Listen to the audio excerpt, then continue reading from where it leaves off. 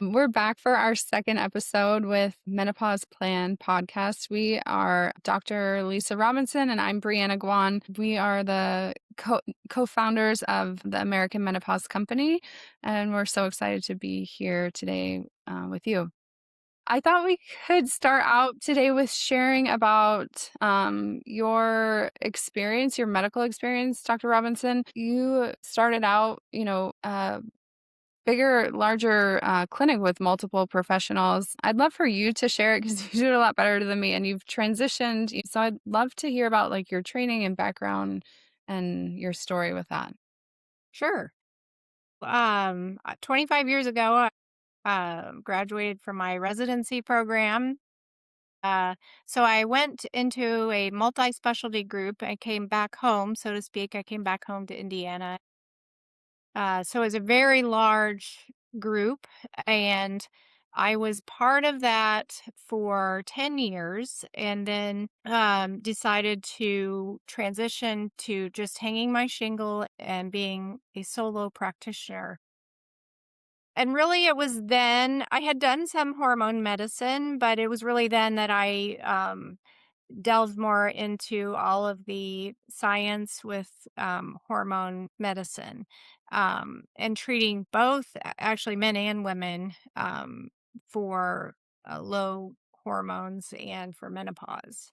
And also in my community, I was treating patients with bioidenticals, and that wasn't at that time just not a very popular or common practice. I do want to let folks know I'm board certified in family medicine. And so then I transitioned to my practice.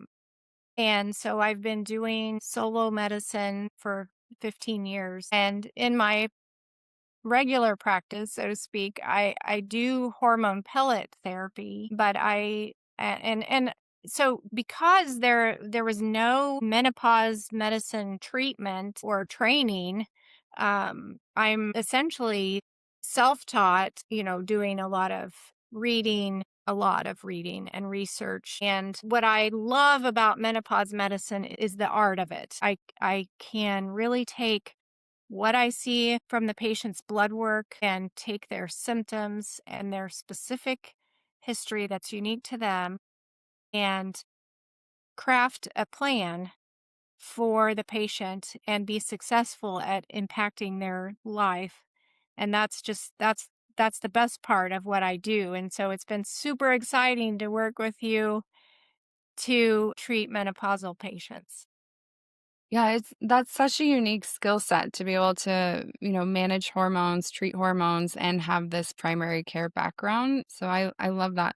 Um, Can you tell me why you wanted to go out and have a solo practice? What drove you? What was like your inspiration behind that? So, in the multi-specialty group, I came to feel like it was a patient treadmill. That's the best description I could have. There was a lot of pressure to produce, if you will, and so you had to just see more and more and more patients. And so I think when they finally said, well, you have 10 to 15 minutes to see a patient. I was pretty distressed about that, and I sort of had an epiphany one day at a farmer's market, and I decided I couldn't live that way. I couldn't wonder if I was missed something, or you just can't treat a patient in 10 to 15 minutes. I made a sort of a vow to myself. I took my life savings and I said, "Okay, I'm gonna go out on my own," and thankfully, it's worked, and so I built a practice. I think then the, at one point, we had seen over the course of many years, 1,000 patients, and so obviously during that time, I hired physician extenders and nurse practitioners to help me to see patients, but yeah, I just wanted to do things differently, and mostly I wanted time with the patient.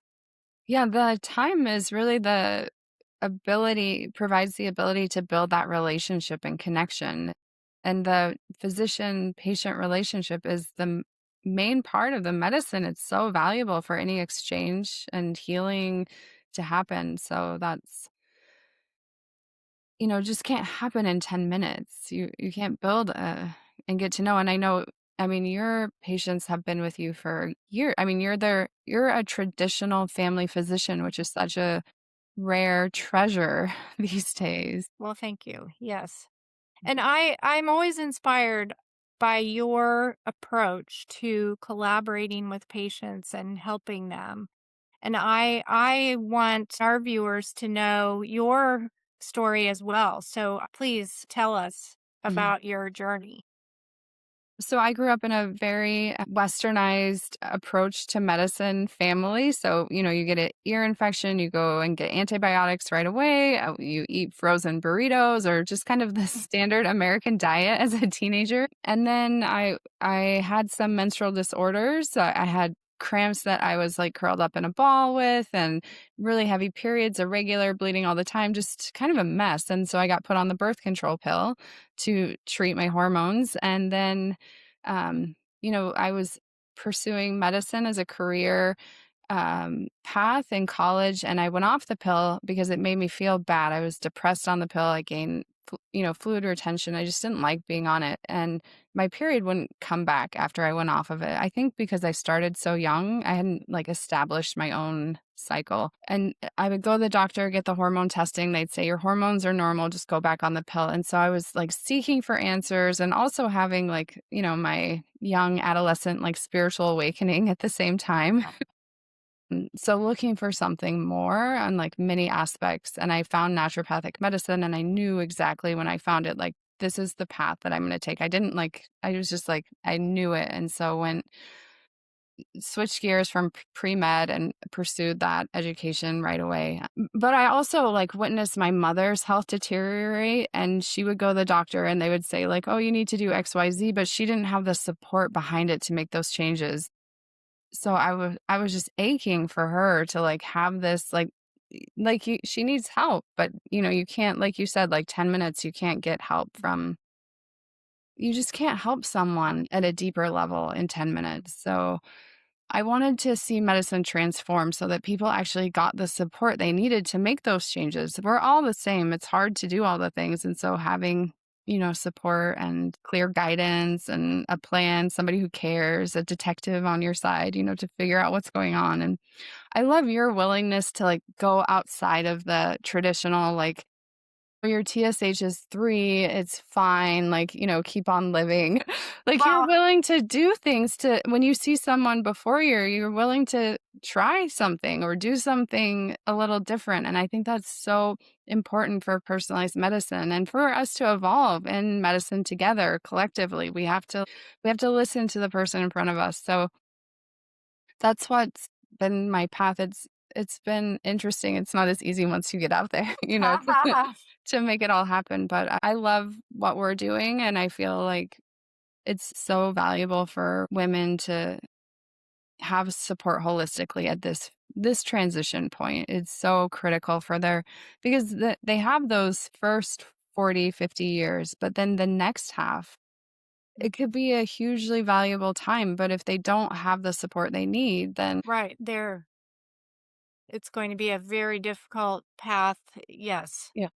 And I love that we can provide guidance, support, knowledge so that they can just live their even their best life, for the last half of their lives. And Mhm. menopause has not traditionally, even until recently, that has not been the sentiment. And so that's part of the other. I'm sorry I interrupted you. I'm No. just excited that we can change lives. And that's certainly, why we both went into medicine, was to change lives.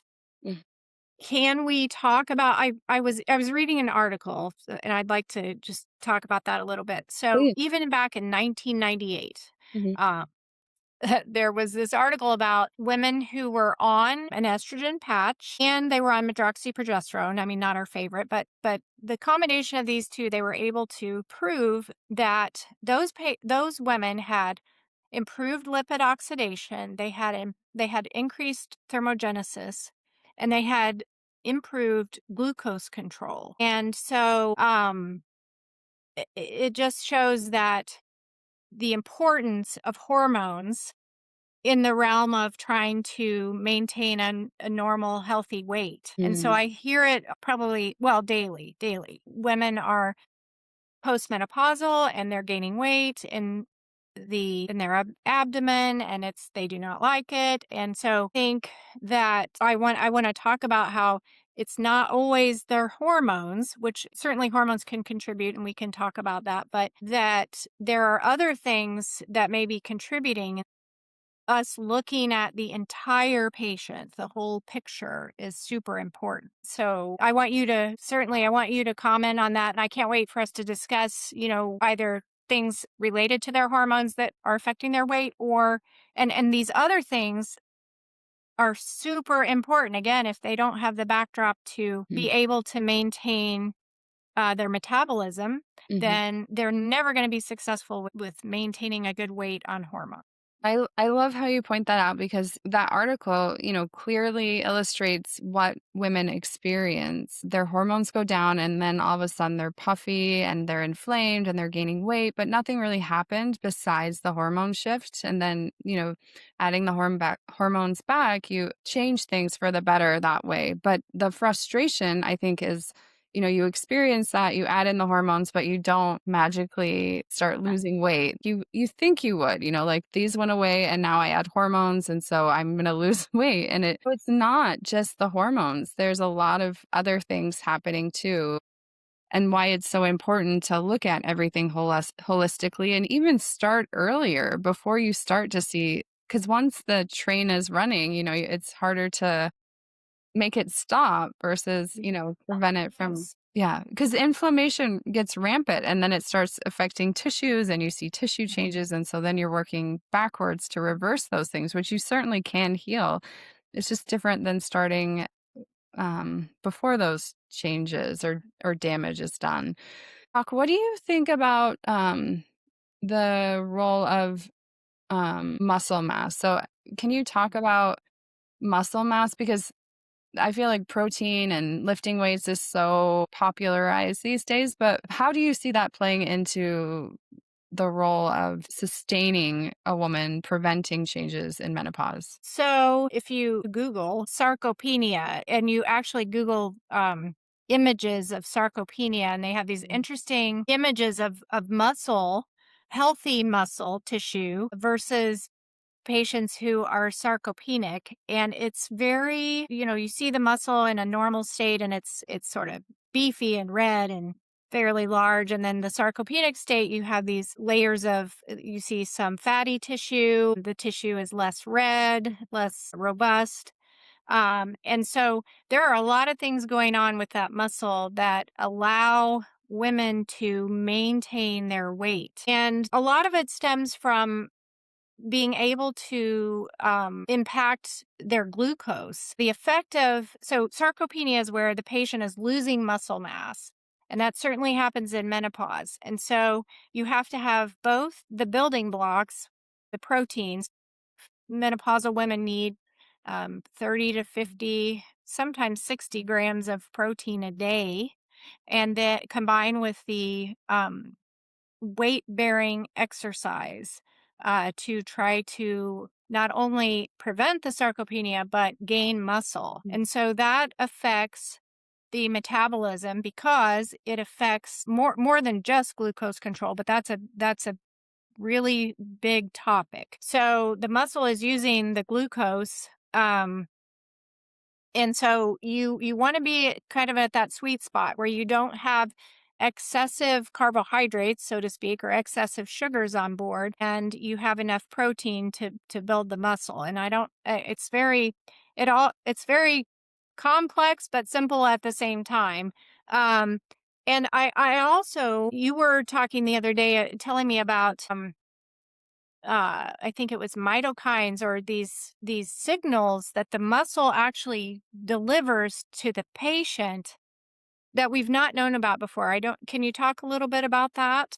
Yeah, so the muscular activation and the level of muscle, the muscle proteins communicate with the pituitary gland, which then impacts the levels of FSH and LH, so your follicle stimulating hormone, luteinizing hormone, and impact your ovarian functioning. And so there are other molecules that people used to think, and I can't drop the name off the top of my head, they used to think impacted those. But so the cycle is now believed to be more regulated by your amount and quantity of muscle mass Oh, because wow. the body is, they speculate that it's the level of muscle indicates how well you could carry a human. Can you Mhm. carry a pregnancy? Do you have the muscle mass? Is a signal that there's reserves and there's functionality to be carrying life. I think that's so fascinating and so often, exercise is not a prescription for fertility or necessarily a prescription for prolonging or extending the life of the ovaries functionality later. We don't hear like, oh, you're in perimenopause. It would be a really great time to build muscle mass so that you can I have see what you're smoother that's exciting. smoother Yeah. transitions through that stage, better functioning, because you want the ovary to go as long as possible. You want it to Mhm. function as long as possible and to be getting those messages.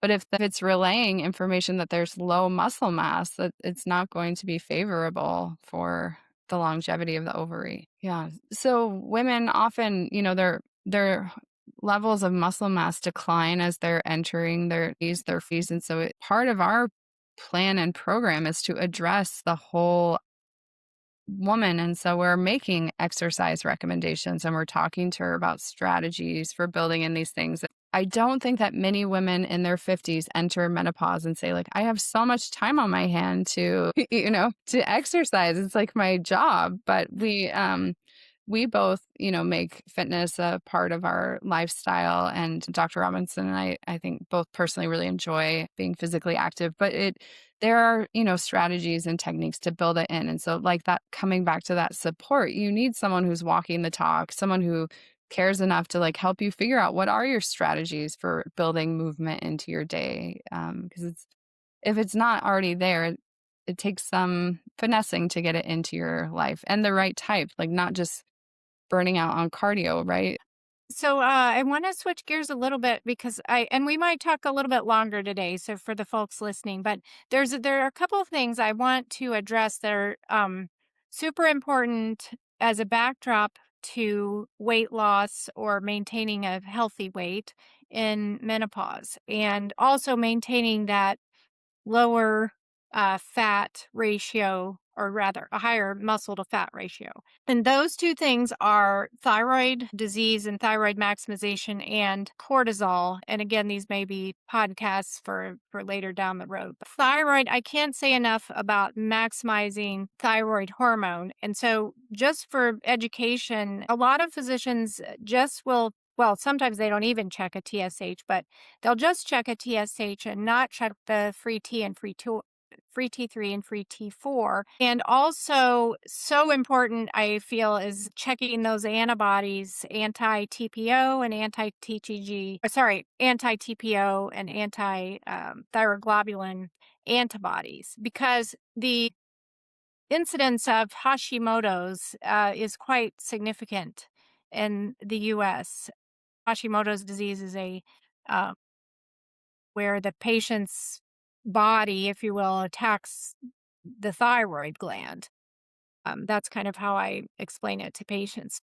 We all are not living on the coast eating fish every day, so we're not getting iodine, for instance. We need selenium and all sorts of vitamins to and minerals to support the thyroid. But we have a lot of patients who, as you were saying, they're going through menopause, but they don't even realize that they've had subclinical hypothyroidism now for 5 or 10 years, or maybe just the last year. And so you have to maximize thyroid health. And I'm not suggesting certainly not suggesting over replacement from a Western medicine perspective, but one has to maximize thyroid hormone, and give the body enough building blocks for thyroid hormone in order to maximize health. And my perspective may be different, but I definitely want to hear your thoughts about that. I agree. I think thyroid is often poorly managed, if managed at all, with people who have Hashimoto's disease. They're often subclinical hypothyroid. Their levels are not optimized and their levels are just fine. And so they just monitor the status because they don't really need a hormone. And so they're not getting the, medications, but they're not really having any strategy. Meanwhile, there's inflammation and damage to the glandular function. And I would echo over so many times what you said about minerals. It's um, the mineral replacement with a multivitamin is often insufficient in terms of iodine. And I've seen so many cases where we're simply providing sufficient iodine and the thyroid is functional. Exactly. And the thyroid is just so people understand, it's the gas pedal of the metabolism. So it impacts the rate at which every single process happens in your body. So that's, how fast does your liver break down hormones in your system, your cholesterol processing, your blood sugar, just moving ions around in your system. Every rate would be slowed down, your hair growth, nails, your skin. So you see it everywhere. So being too high or too low, it's really dangerous. And I'm not someone who's opposed to medications because if you have hypothyroidism, and your TSH is like 2 or 2.5 or above, is like you're gonna be slow and tired. And Mm. and if you can't address it with nutrition and diet and lifestyle and inflammation, immune support and all the things, then a medication is, I think, like life saving. You have to have it. You cannot walk around and survive with hypothyroidism. So for many, many women I see like level TSH levels like 3 and nobody has said anything to them and they're tired and puffy. Love working with Dr. Robinson because she is so personalized and willing to prescribe unique combinations or meet the patient's needs. So I've just loved Yeah. our collaboration Likewise, on those. I love your knowledge base is just amazing, and I love that you're training and you've trained yourself to figure out combinations to, for instance, treat the thyroid to again maximize the patient's ability to heal themselves. And that's what I love about working with you. You're just so mindful and intelligent about those processes. I love what you said about the patients healing themselves because I think our role is to provide support and education and resources and listening and collaboration, but it ultimately comes down to that individual healing themselves. I love how you said that. I think that's the most valuable thing in medicine, that people can step into their own ownership of that process. I mean, you seek out the guides and you seek out trusted allies and professionals, but then you have to you are the one who gets to go through the transformation. And I love that we can do this together to help people, enable them to find their own path forward that's unique. Doc, it has been so good to get to connect with you. I think that we could keep going all afternoon. So we'll continue our discussions, and maybe we'll talk about cortisol another time. But I'm really looking forward to this journey and helping so many menopausal women along. Thanks so much. Thanks. Bye.